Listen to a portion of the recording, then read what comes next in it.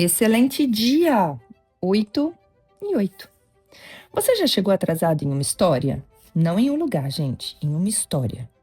Quando você chega, a decisão já foi tomada, a conversa já aconteceu, a paciência já acabou, o limite já foi ultrapassado. E você presencia apenas o que veio depois. É uma posição perigosa, né? Porque o final costuma parecer muito mais simples quando você não viveu tudo aquilo que foi necessário para você chegar até ele. Você olha para alguém indo embora, mas não viu todas as vezes que essa pessoa decidiu ficar.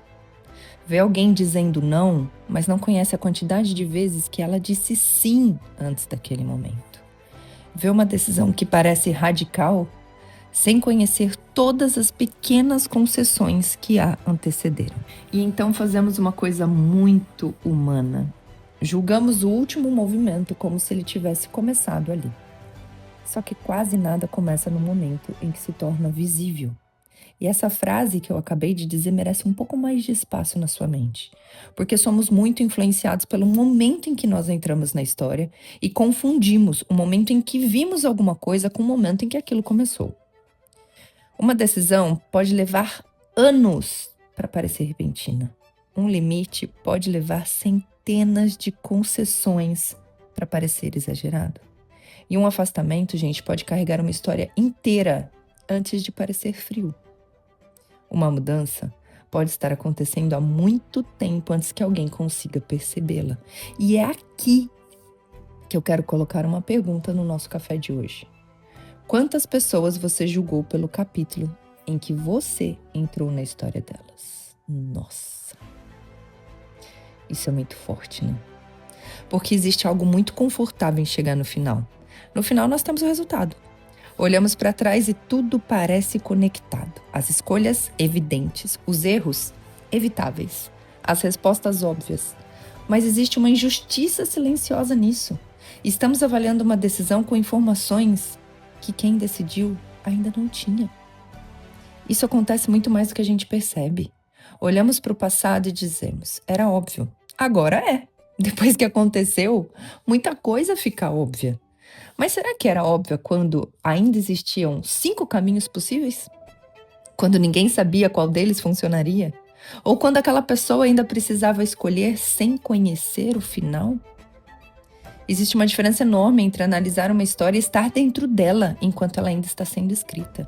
E isso vale também para a forma como olhamos para nós mesmos. E essa parte é a que mais me interessa. Quantas vezes você julgou uma versão antiga sua, usando a consciência que você só possui hoje? Eu deveria ter percebido. Eu deveria ter saído antes. Eu deveria ter escolhido diferente. Como eu não enxerguei? Nós somos tão críticos com nós mesmos, né? Calma. Eu quero que a partir de agora a pergunta seja outra. Quem você era quando você tomou aquela decisão? Sabia tudo o que você sabe hoje? Porque existe uma crueldade muito silenciosa em exigir da nossa versão passada uma clareza que só nasceu depois que a gente viveu as consequências da decisão que nós tomamos. Você pode reconhecer que errou, assumir responsabilidade, deve aprender. Pode decidir que nunca mais vai fazer daquela forma. Mas existe uma diferença entre responsabilizar quem você foi e julgar quem você foi com informações que chegaram depois. Contexto, gente, também é tempo. É entender o que existia antes, o que já havia acontecido, o que aquela pessoa sabia, o que ela não sabia e quais possibilidades ela conseguia enxergar naquele momento. Isso não serve para transformar toda decisão em justificativa. Não, gente, não é essa conversa aqui. É apenas para a gente compreender uma coisa muito mais importante.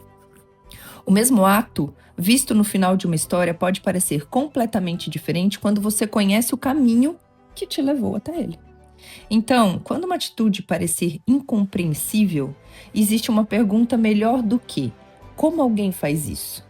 Vamos se perguntar a partir de agora sim, o que aconteceu antes para que isso começasse a fazer sentido para essa pessoa? Não para concordar, mas para compreender. Porque compreensão e concordância nunca foram a mesma coisa. E eu quero que você leve essa pergunta também para a tua própria história. Antes de condenar uma decisão antiga, volte para aquele capítulo. Não com a cabeça que você tem hoje. Tenta lembrar quais eram as informações que estavam disponíveis para você naquele dia, naquela época. Quem você era? O que você sabia? O que não sabia? o que você acreditava e o que conseguia enxergar. Porque você não pode reescrever um capítulo antigo com a sua consciência atual, mas pode sim usar sua consciência atual para escrever diferente o seu próximo capítulo. Então hoje, antes de concluir algo sobre alguém, inclusive sobre você, eu quero que você se lembre. Você pode ter chegado à história depois que muita coisa já aconteceu. E aquilo que parece ter começado agora pode ser a primeira parte que você conseguiu enxergar. Então busca o contexto. Encara os fatos. Se questione. Porque a partir daí, quando o contexto começar a fazer parte da tua vida, ela começará a ficar mais leve. Então agora, vai lá ler sua vida. Porque ela continua acontecendo. E eu te espero no café de amanhã. Até lá.